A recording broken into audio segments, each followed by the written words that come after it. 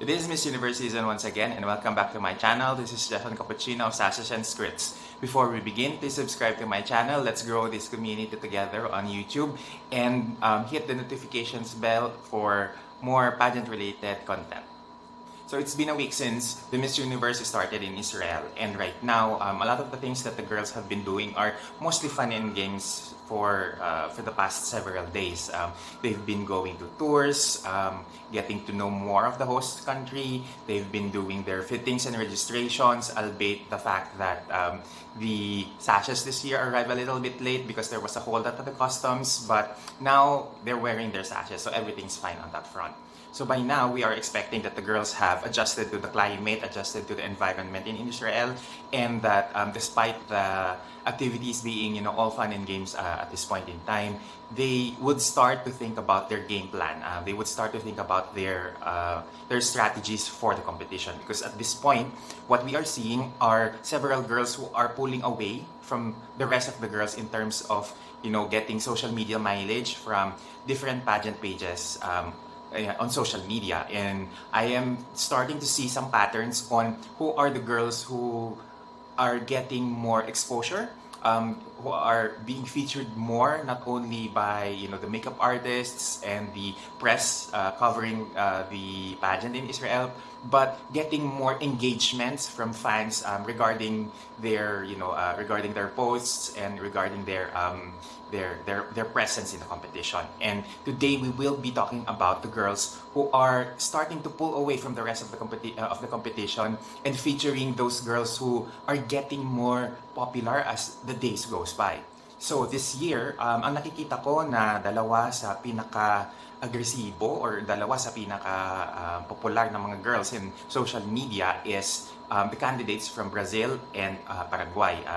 Teresa Santos and Nadia Ferreira are the ones who I am seeing a lot of photos on, a lot of reposts on, a lot of comments from pageant fans, whenever they are being posted in different pageant portals, in different pageant pages. And hindi ako magtataka na sila yung nangunguna ngayon sa competition because they are the two of the most facially strong, facially gorgeous candidates in this batch. Kumbaga, kung may mukha ang Miss Universe competition this year, it would probably be between Teresa of Brazil and Nadia of Paraguay. And if you look at a lot of social media posts on them, nung kasi lang nagmukhang hindi katulad ng mga glam shot pics nila. They've always, looked perfect mula ulo hanggang paa. Their styling are always on point. And I would like to point out Teresa, who is, very social media savvy, who is very, I believe, have a very strong campaign from the get-go.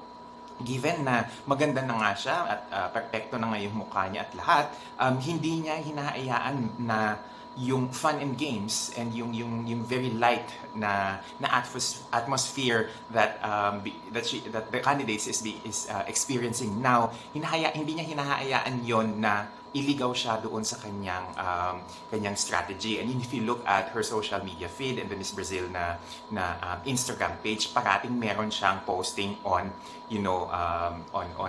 her OOTDs, what she's doing, what's happening. Meron siyang mga videos, photos, and even mga explanation about the things about her, so that people would get to know her, people would get to know what's going on her background. She had recently released a video talking about the green agenda of the Miss Universe and how it is perfect with her jewelry brand, with her personal personal business, and paano niya na itatali yung needs and yung requirement ng Miss Universe with the green agenda and how she applies that in her own business. So maganda yung nakikita natin sa kanya even from the very beginning of the competition. So hindi siya nawawala in terms of her strategy, in terms of her attack for the competition. And I think yun yung isa sa mga bagay na hindi natin nakikita sa ibang mga candidates this year who are just focusing on the fun and the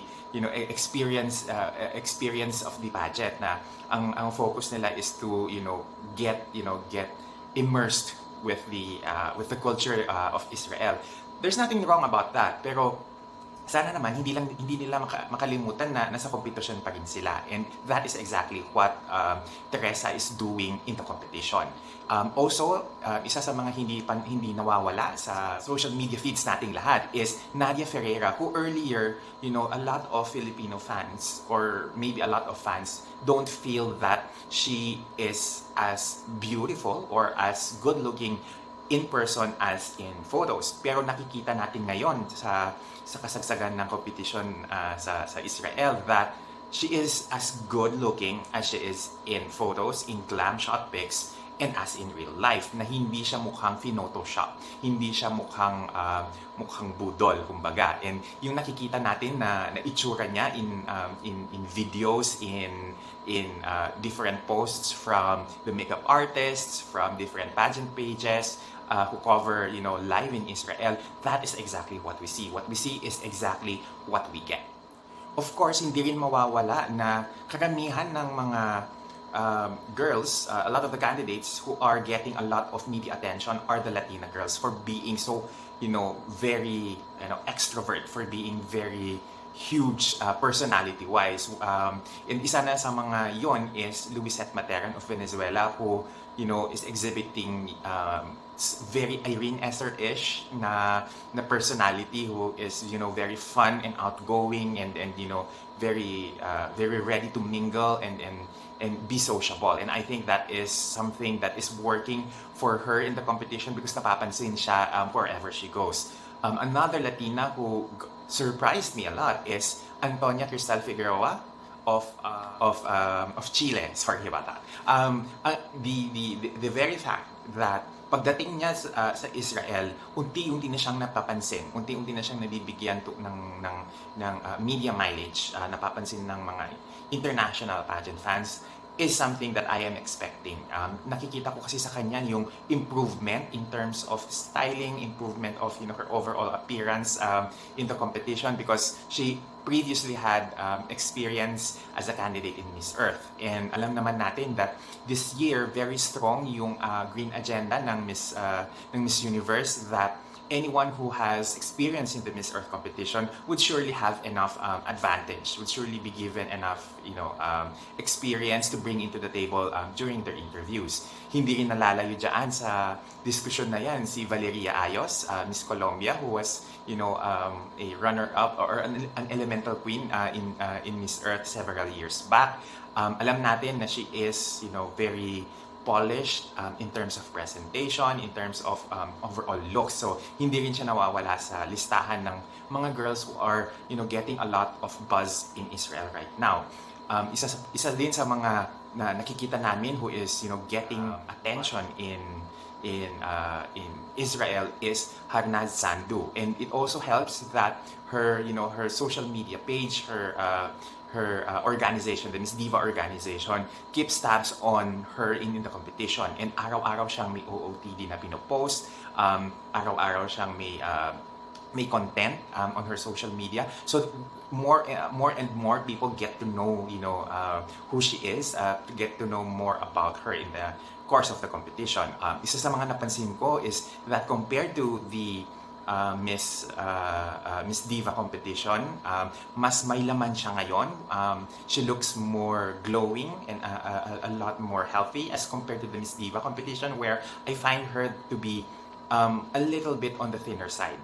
I think that her more rounded, more voluptuous and curvy body right now suits her well. So I hope na ma-maintain niya yung katawan niya yun for the rest of the competition.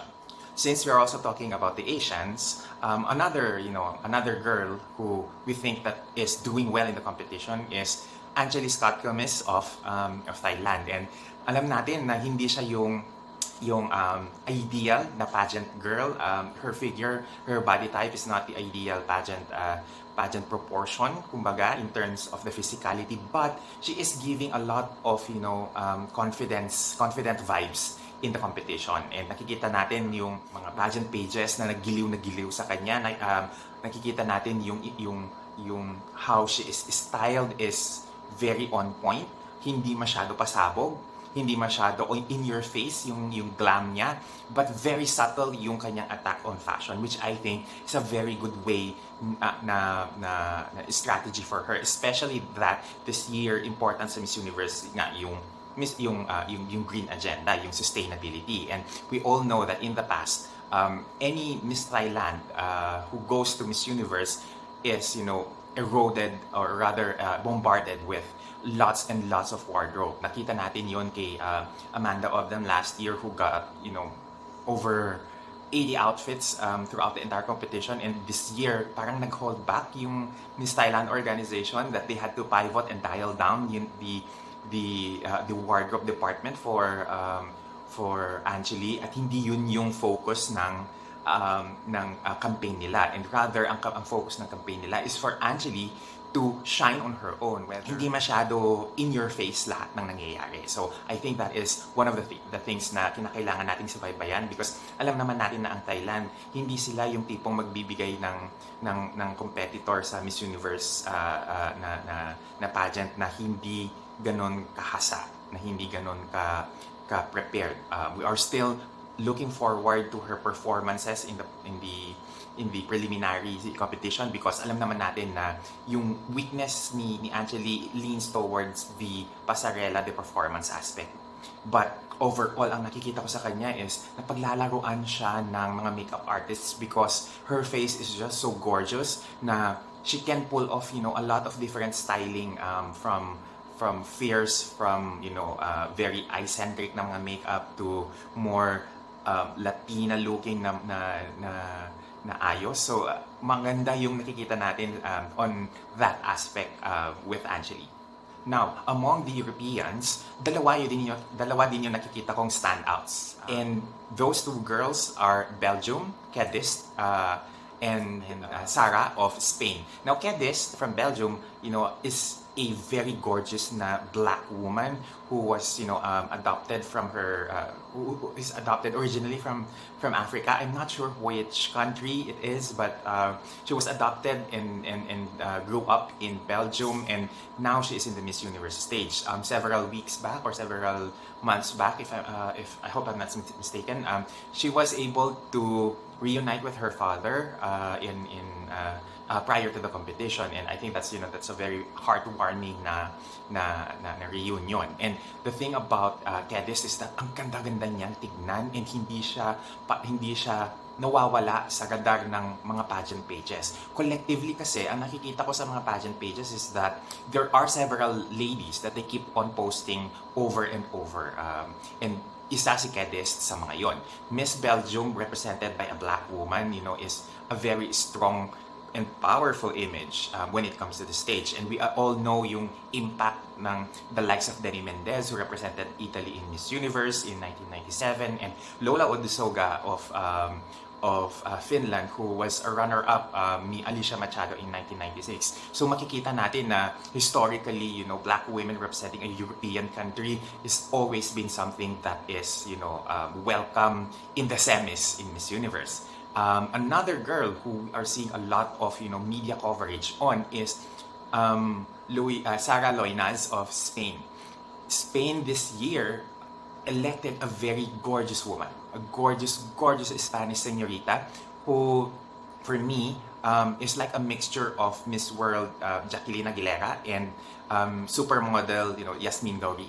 And the way that she is packaged, the way that she's styled day in, day out is so impeccable na hindi mo maaalis ang mata mo kapag nakikita mo siya in motion. And we've seen a lot of videos, IG Reels, and Instagram videos of her in the competition, and makikita mo na hindi budol yung ganda niya. Makikita mo na she really is as gorgeous as she looks in photos and in videos.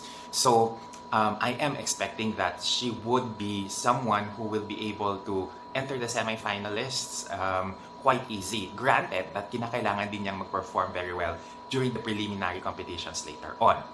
Now, saan ngayon papasok si Miss France Clemence Botino sa picture? And I think that she is still in the running for the competition if mabigyan siya ng negative na na result for her COVID situation. Alam naman natin na tamaan ng sakit si Clemence sa pagpasok niya sa Israel. And I am hoping that on the crucial moments na kinakailangan niyang mag-compete in the closer interviews, in the swimsuit and the evening gown preliminaries, mabigyan na siya ng clean bill of health para magkaroon ng mas maraming Europeans in the semifinalists, because I think that Clemence would immediately be one of those girls who can easily make it to the top 16 or top 20 of the Miss Universe competition this year. She is another girl with with dark skin representing Europe, a European country.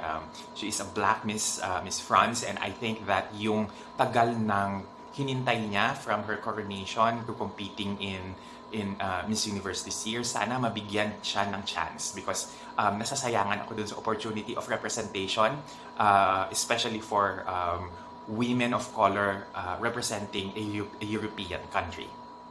And now, for the girls in Africa naman, I think that Lalela and Chelsi of South Africa and Namibia are the girls who are gonna be,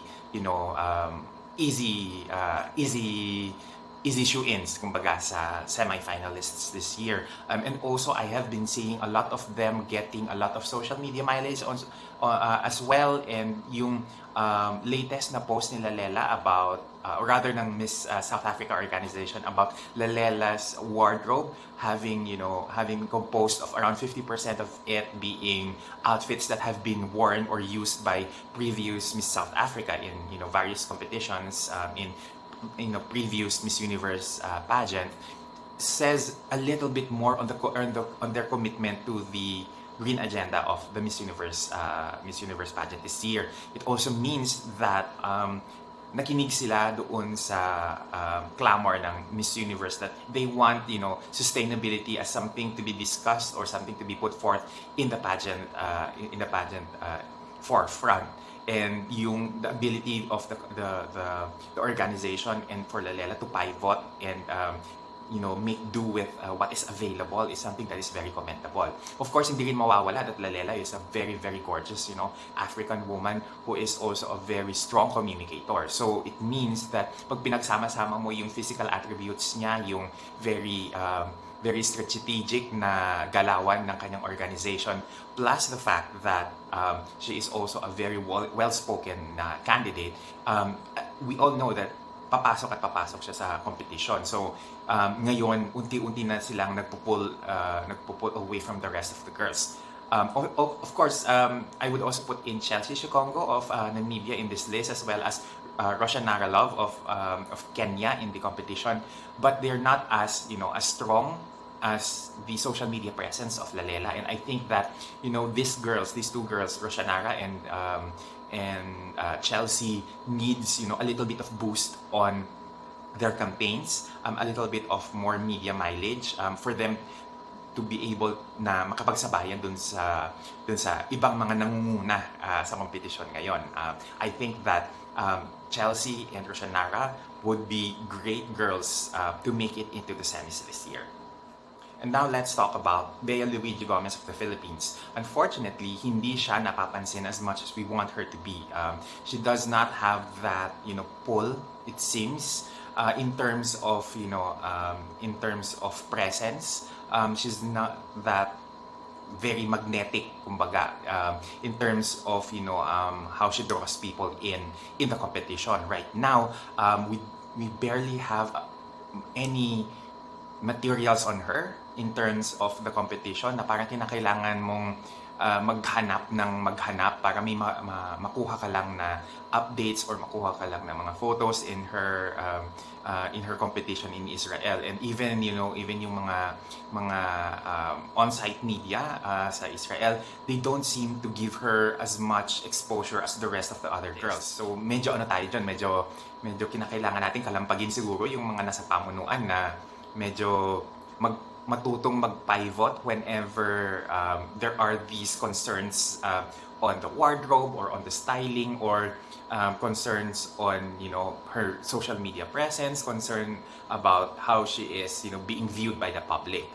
Recently there was a interview from I Travel Jerusalem, if I'm not mistaken, where she appears to be lethargic in the way she answers her questions. And I think that kapag ibinato mo yung questions na yon sa the likes of, let's say, Anchilee or Lalela or even Harnaaz, they will be very animated in the way that they express their thoughts, their opinions, or what they have experienced so far. And I think dun kinakailangan natin medyo gisingin, kalampagin si Bea na itago na muna niya yung Bea na personality at ilabas si Luigi para si Luigi muna ang mag-take over para makitaan din natin siya ng fire in the way, you know, she speaks ng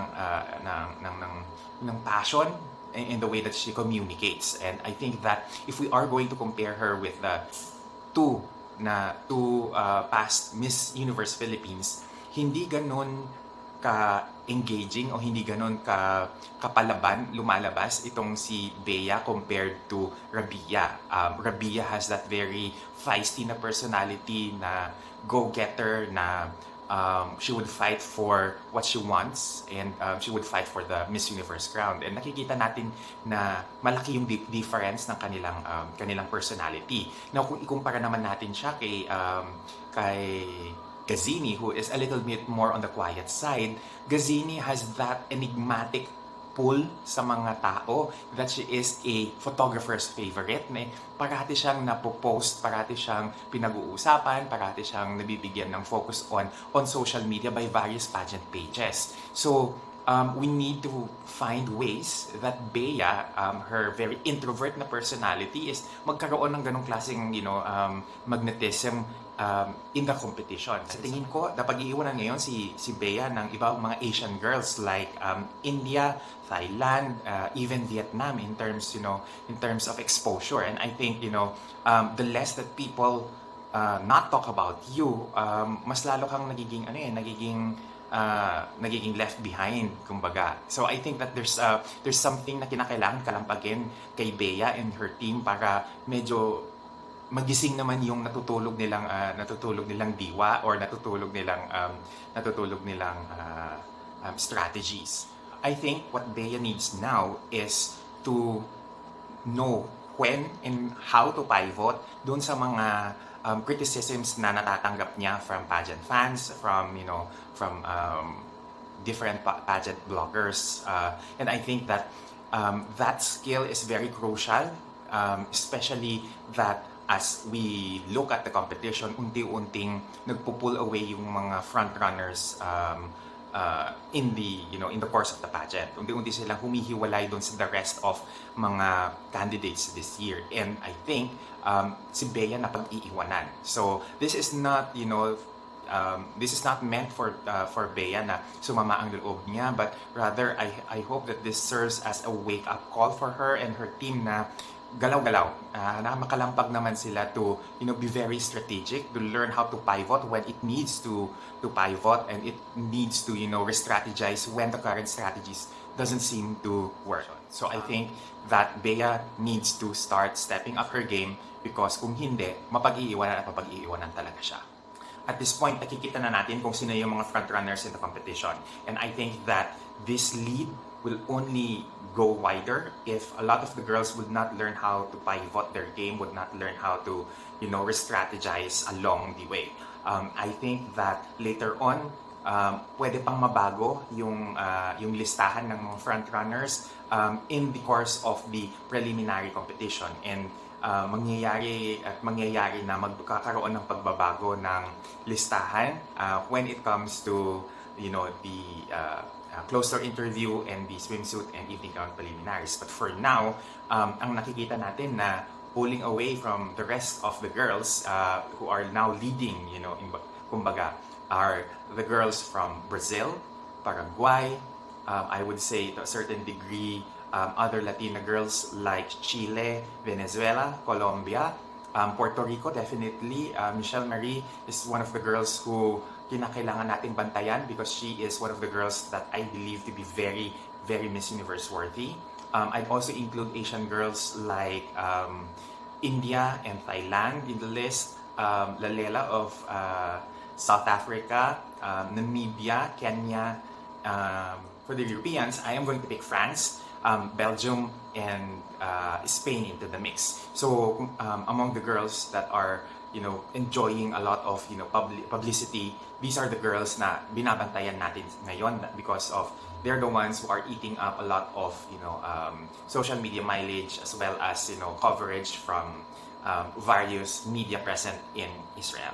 So I hope that you enjoy this video. I hope that habang tumatagal, magkakaroon ng pagbabago yung mga nasa listahan because we don't want a very static na list. We're hoping that the girls who are hoping to make it into the semi-finalists this year would really step up their game. And I hope na this list would be something that would be a wake-up call for the rest of the girls in the competition. I hope that this discussion has been very helpful for everyone, and I hope that you will continue to support this channel and continue to hit the like button, share the videos that I've posted, and I hope to see you soon in the next episode. Bye and take care.